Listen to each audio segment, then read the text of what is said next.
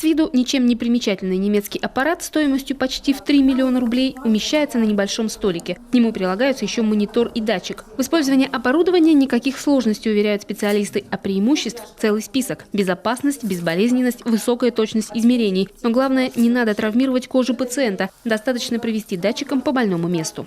Мы вот так вот представляем этот сканер и проводим по этой бляшечке. И на экране мы видим определенную картину, которая нам показывает степень инфильтрации этой бляшки и где она залегает.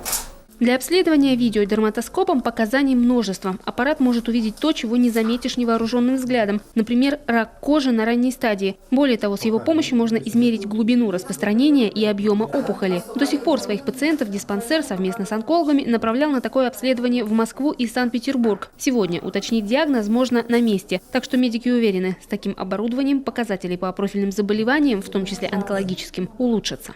На сегодняшний день отмечается тенденция к росту злокачественными образованиями кожи, такими как меланома, и поздней выявляемости, к сожалению, этого заболевания. А раз имеется поздняя выявляемость, то и 5-годичная летальность тоже будет расти.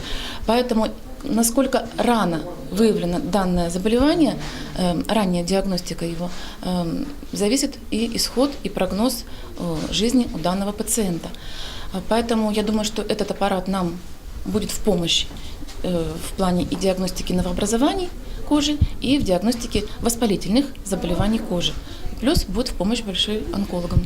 В декабре врачи-дерматологи отправятся в Москву. В Центральном научно-исследовательском институте косметологии и дерматологии их научат работать с новым оборудованием. Впрочем, аппарат сейчас не простаивает. Обследование проводит специалист из другого учреждения. Как отмечают медики, новая аппаратура позволит сделать диагностику более доступной. Небольшой аппарат мобилен, и с ним легко можно выезжать в другие муниципалитеты. Светлана Некрасова, Елена Кононова, Антон Ворожищев, телеканал Юрган.